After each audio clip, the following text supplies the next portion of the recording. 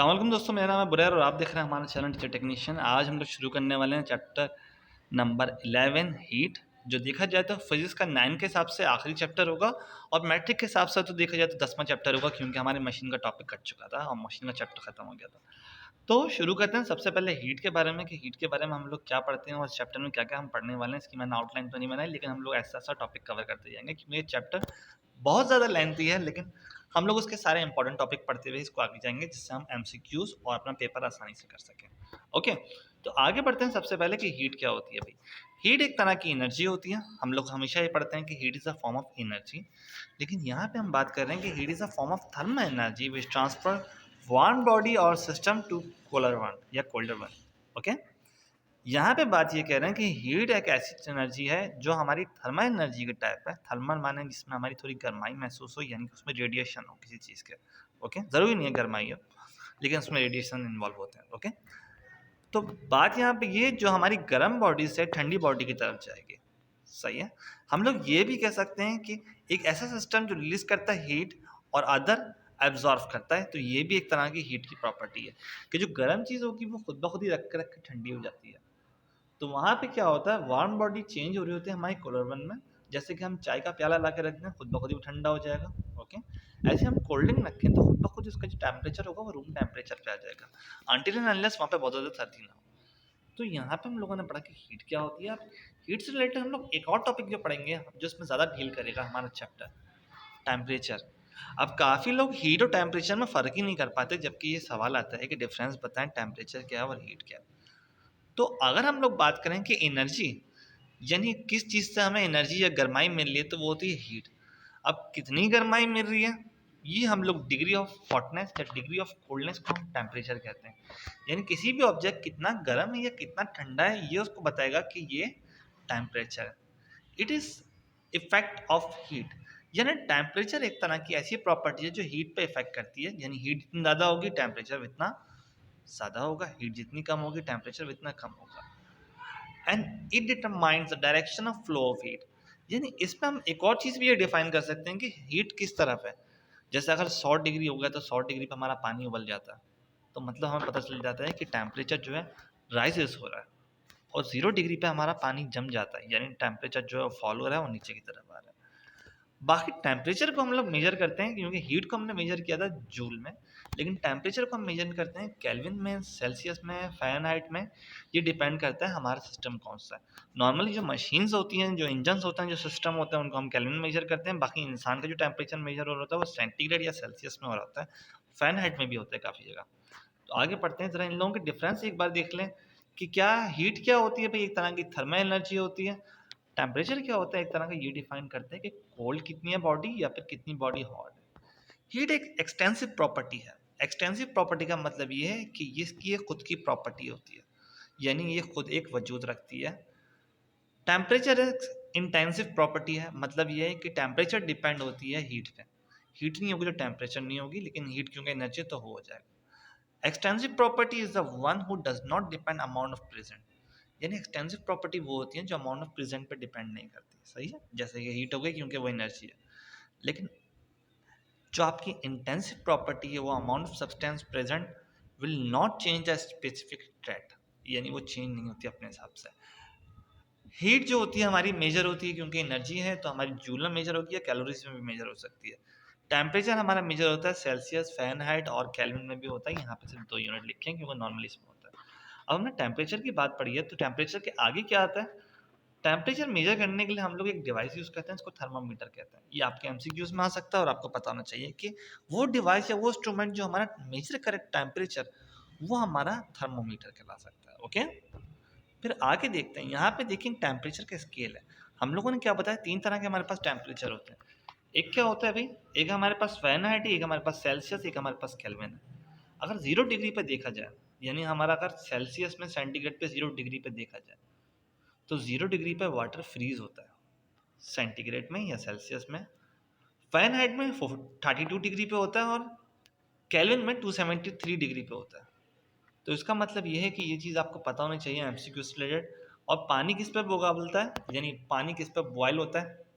तो यहाँ पे हमारा 100 डिग्री पे जो पानी बॉयल होता है वो केल्विन में 370 3 पे होता है और फ़ारेनहाइट में 212 पे होता है। ये चीज़ें आपके एमसीक्यूज़ में आ सकती हैं। बाकी ये है कि अगर आपको कन्वर्ट करना हो सेंटीग्रेड से केल्विन में, तो हम लोग 273 ऐड कर देते हैं। जैसे कि यहाँ पे जैसे यहाँ पे 0 से 100 हो गया, तो यहाँ पे 273 से 373 हो गया। बाकी हम लोगों की यहाँ पे बॉइलिंग पॉइंट लिखे हुए हैं और फ्रीजिंग पॉइंट लिखे हुए हैं, साथ में एब्सोल्यूट जीरो भी लिखा हुआ है कि ये एब्सोल्यूट जीरो टेम्परेचर, इसके हट के टेम्परेचर नहीं होता, यानी यहाँ पे हम जीरो टेम्परेचर कंसिडर करते हैं कि ये नहीं हो सकता, तभी हम लोग उसको एब्सोल्यूट जीरो कहते हैं एक तरह से। ये लोएस्ट क्वांटिटी कह सकते हैं हम किसी भी टेम्परेचर की, कि इससे कम टेम्परेचर यहाँ पे नहीं जा सकता। ओके, फिर आगे बढ़ते हैं कि क्या होता है। टेम्परेचर का पढ़ लिया हमने, टेम्परेचर का थर्मामीटर का पढ़ा। अब अगर एक नॉर्मल बॉडी का टेम्परेचर देखा जाए, तो नॉर्मल बॉडी का टेम्परेचर जो होता है वो होता है 98.6 या 98 प्लस होता है फ़ारेनहाइट में, और सेल्सियस में होता है वो 37 डिग्री। तभी आपने देखा होगा, क्योंकि अभी आजकल कोरोना चल रहा है, तो हम लोगों के पास एक कोरोना टेस्टिंग की मशीन होती है जो टेम्परेचर चेक करती है, बताती है कि बंदे का टेम्परेचर ज़्यादा है या नहीं है। तो उसमें जो डिग्री सेल्सियस जो टेम्परेचर शो हो रहा होता है, वो हमारा सेल्सियस में शो हो रहा होता है, और वो हमारा 37 से अगर ज़्यादा आ जाए, 37.55, तो फिर हम लोग ये बोल रहे होते हैं कि इस बंदे को बहुत ज़्यादा तेज़ बुखार है। तो ये नॉर्मल बॉडी का टेम्परेचर लिखा हुआ है, सिर्फ ये चीज़ आपके एमसीक्यूज़ में आ सकती है, तभी मैं आपको बता रहा हूँ। आगे बढ़ते हैं। काइंड ऑफ थर्मल एक्सपेंशन, जब हमारी चीज़ में हीट ज़्यादा हो जाती है, तो वो चीज़ एक्सपेंड होना शुरू हो जाती है। अब देखें, दो तरह के हमारे पास एक्सपेंशन होते हैं, जो change in dimension of the substance due to temperature, यानी अगर मैं किसी चीज़ को हीट दिया जा रहा हूँ, जैसे मैं लोहे को भी गरमाया जा रहा हूँ, लोहे में आग लगाया जा रहा हूँ, तो एक वक्त आएगा जब लोहा पिघल जाएगा, उसकी लेंथ में चेंज आएगा, यानी उसकी डायमेंशन में भी चेंज आ सकता है। वो जो सिंपल हमारा लेंथ वाइज आगे जा रहा था, अब वो पूरा वॉल्यूमेट्रिक भी चेंज हो सकता है या लेंथ में भी चेंज आ सकता है। तो हम लोग ये बोलते हैं कि मोस्ट ऑफ मटेरियल जितने भी होते हैं हमारे पास, लोहा हो गया, तांबा हो गया, जितने भी सारे इस तरह के मटेरियल हैं, यहाँ हम पानी बर्फ़ बर्फ़ की बात नहीं कर रहे हैं, मटेरियल्स की बात कर रहे हैं जो हमारे पास कंडक्टर जैसी फॉर्म में होती हैं, मेटल्स की फॉर्म में होते हैं। ओके, वो एक्सपेंड होते हैं जब उन्हें टेम्परेचर इंक्रीज की जाती है, और कंस्ट्रक्ट होते हैं जब उनकी टेम्परेचर डिक्रीज किया जाती है, यानी वो खुलते हैं, बड़े होते हैं जब उनका टेम्परेचर बढ़ा जाता है, और जब सिकुड़ जाते हैं जब टेम्परेचर कम किया जाता है। ओके, आगे बढ़ते हैं। तो expansion in length of solid body हमारी कहलाती है लीनियर एक्सपेंशन, जिसको हम लोग शो करते हैं डेल्टा एल से, जो डायरेक्टली प्रोपोर्शनल होता है डेल्टा एल टेम्परेचर के। जितना ज़्यादा टेम्परेचर बढ़ेंगे उतनी ज़्यादा हमारी लेंथ इंक्रीज होगी। ये हमारी कहलाती है linear thermal expansion. Thermal expansion की एक टाइप है। इसका ये सिंपल फार्मूला लिखा हुआ है, delta L is equal to alpha. Alpha यानी कोकोफिशिएंट ऑफ एक्सपेंशन। कोकोफिशिएंट बताता है कि चीज़ का नेचर कैसी है, जैसे कि वो लोहा है, तांबा है, कॉपर है, प्लेटिनियम है, अल्मुनियम है। तो अल्फा ये डिफाइन करेगा कि आपकी जो चीज़ है वो क्या चीज़ है, यानी कौन सा मटेरियल है। एल नॉट शो करवाता है आपकी ओरिजिनल लेंथ, और डेल्टा टी हमारा शो करवाता है उसका चेंज इन टेम्परेचर। ओके, और आखिर में जो डेल्टा एल लिखा है वो हमारा थर्मल एक्सपेंशन शो करवाता है कि कितना ज़्यादा टेम्परेचर चेंज हुआ है। ऐसी अगर टेम्परेचर की जगह अगर चीज़ टेम्परेचर इंक्रीज करने से पूरा वॉल्यूम इंक्रीज हो रहा हो, तो हम लोग उसको बोलते हैं क्यूबिक एक्सपेंशन, और या फिर वॉल्यूमेटिक एक्सपेंशन। तो वॉल्यूमेट्रिक एक्सपेंशन उस वक्त होती है जब पूरी चीज़ का वॉल्यूम चेंज हो टेम्परेचर राइज करने पे। इसका भी फॉर्मूला बिल्कुल वैसे ही है, लेकिन यहाँ पे अल्फा की जगह बीटा है, वी नॉट है, वही सब चीज़ें सिंपल। वी नॉट हमारा इनिशियल लेंथ को शो करवा रहा है, डेल्टा टी हमारा चेंज इन टेम्परेचर को शो करवा रहा है, और बीटा हमारा शो करवा रहा है कि उस चीज़ का मटेरियल क्या था। आगे बढ़ते हैं, ये दोनों हमारी एक्सपेंशन की टाइप थे। अब एक्सपेंशन से होता क्या है, अब देखें, एक हमारे पास एक टॉपिक है छोटा सा, बायोमेटेलिक स्ट्रिप। बायोमेटेलिक स्ट्रिप हम लोगों की इस तरी में लगी होती है, जब इस चीज़ को टेम्परेचर दी जाती है ना, यानी टेम्परेचर दिया जाता है, तो इसकी यहाँ शेप चेंज हो जाती है, जाहिर सी बात है थर्मल एक्सपेंशन की वजह से। ऐसे ही हमारी जब इस्त्री बहुत ज़्यादा ठंडी नहीं, बहुत ज़्यादा गर्म हो जाती है, तो खुद ब खुद ही वो लाइट उसकी बंद हो जाती है, यानी उसमें क्या होता है, बायोमेटेलिक स्टेप अपनी जगह से हट जाती है। यहाँ पे मिसाल दी हुई है, अगर एक ब्रास या आयरन की चीज़ से बिफोर हीटिंग में बिल्कुल सीधी है, हीटिंग करने के बाद तो थोड़ी सी मुड़ गई, तो ये हमारी बायोमेटेलिक होती है। यानी अगर ऊपर ये टकरा रही हो, तो फिर ये हीट देने के बाद नीचे टकराना शुरू हो जाती है, और हमारा सर्किट ब्रेक हो जाता है। तो ये काम है हमारे बायोमेटेलिक स्ट्रिप का। यही चीज़ हमारी फायर अलार्म में भी यूज़ होती है। फायर अलार्म की प्रॉपर्टी क्या होती है, जब उसे गर्मी महसूस होती है, वो खुद ब खुद ही बायोमेटेलिक स्ट्रिप से वो हिल जाता है, और आफ्टर हिटिंग वो दूसरी तरफ लग जाता है और स्टार्ट हो जाता है हमारा अलार्म बजना। तो बायोमेटेलिक स्ट्रिप का यहाँ कई जगह काम आती है। ओके, ये कुछ हमारे पास एप्लीकेशन है थर्मल एक्सपेंशन की, कि थर्मामीटर में हो गया हमारे पास थर्मल एक्सपेंशन, मरकरी की वजह से हो रहा होता है, wheel and axle, fire alarm, electric iron, railway track में भी हमारा एक्सपेंशन हो रहा होता है, इसकी भी बहुत सारी मिसालें हैं। पाइप हमारे होते हैं, इलेक्ट्रिक केबल्स में हमारा एक्सपेंशन हो रहा होता है। ये सब हमारी थर्मल एक्सपेंशन की हमारे पास एग्जाम्पल्स हैं, ये सब लिखी हुई हैं, आप एक बार पढ़ लिएगा ताकि आपके दिमाग में रहे। ओके, अब हम लोग यहाँ पे आ रहे हैं कुछ लॉस की तरफ। सबसे पहले हम बात करेंगे बॉयल्स लॉ की। बॉयल्स लॉ ने कहा था कि pressure of a gas is increase when it volume decrease. यानी हम लोग यहाँ पे ये बोल रहे हैं कि बॉयल्स लॉ ने बोला था कि उसने एक स्टेटमेंट दिया था कि volume of a given mass of the substance, यानी आपके जो भी मास ऑफ द सब्सटेंस होगा उसका वॉल्यूम जो होगा इनवर्सली प्रोपोर्शनल होगा प्रेशर की, या पहले प्रेशर इनवर्सली प्रोपोर्शनल होगा वॉल्यूम ऑफ अ मास के। सही है।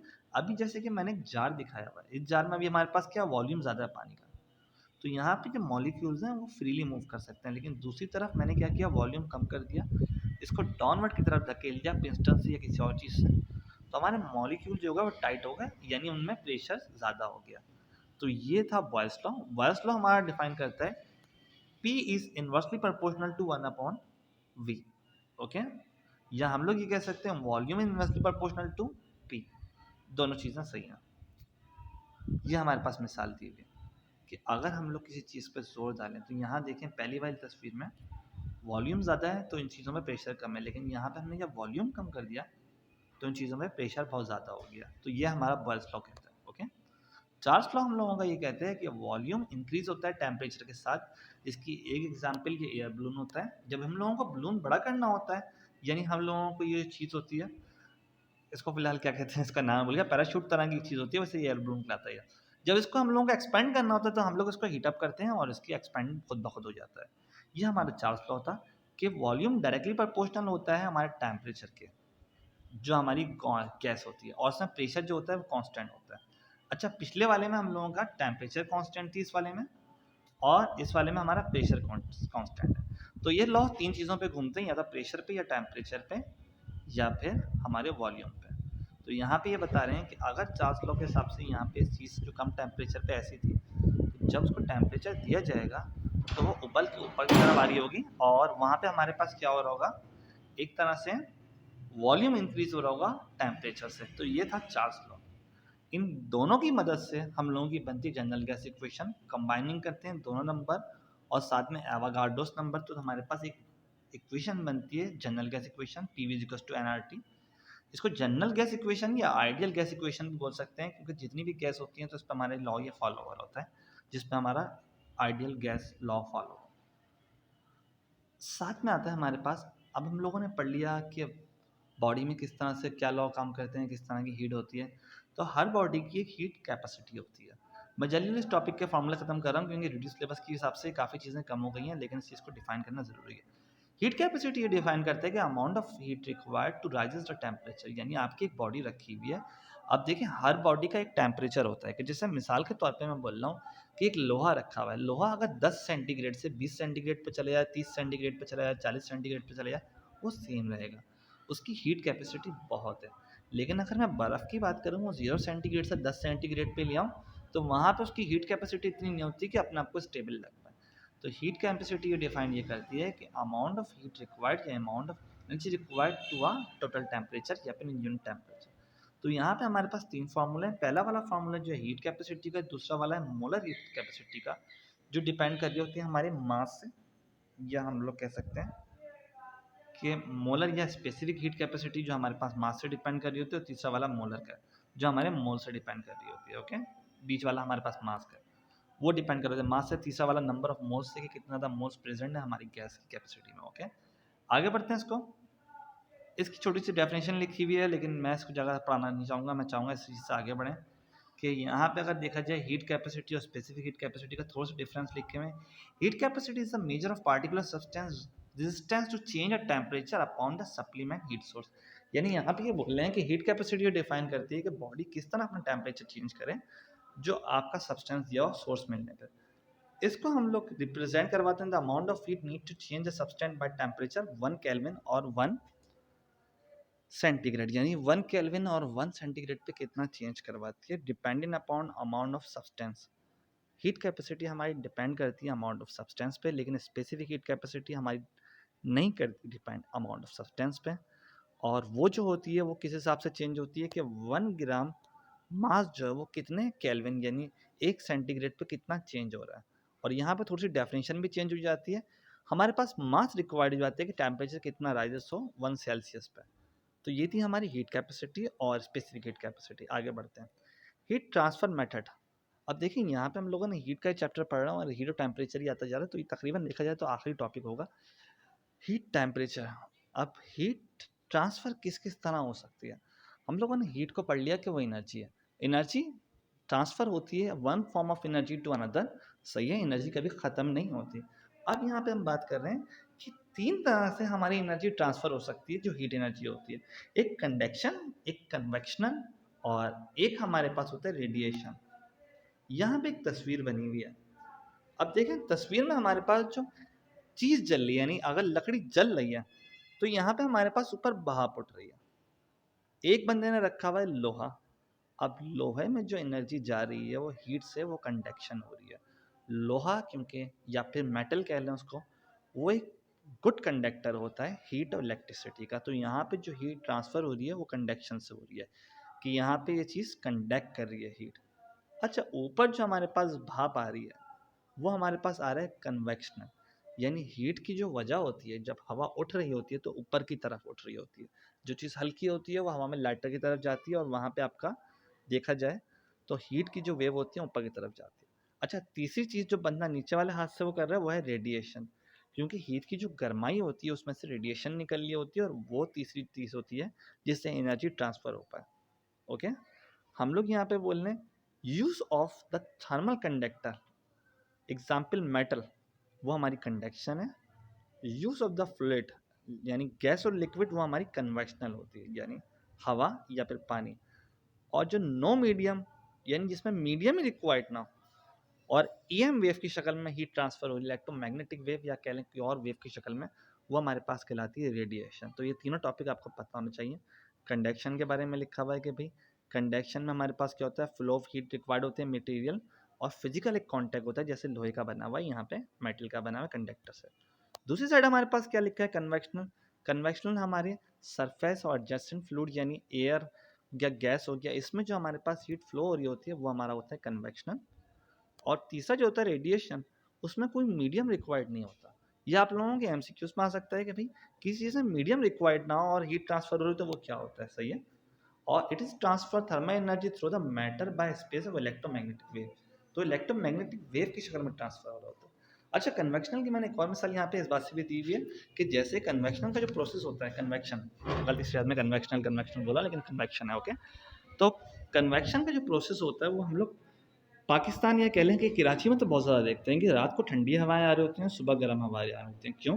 क्योंकि हमारे पास सी वेव यानी कह सकते हैं कि हमारे पास समंदर मौजूद है। तो समंदर के ज़रिए हम लोगों का क्या होता है भाई, जो दिन में ठंडी हवा होती है यानी जो रात को ठंडी हवा होती है वो हमारी समंदर से हमारी तरफ आ रही होती है, गर्म इलाके की तरफ, और इसका रेसिप्रोकल प्रोसेस ऊपर हो रहा होता है। यहाँ पे तस्वीर दिखाया हुआ है, यानी यहाँ पे हमारे पास क्या ठंडी हवाएं सी की तरफ जा रही हैं और आखिरी वाले में गर्म हवाएं सी की तरफ से आ रही हैं।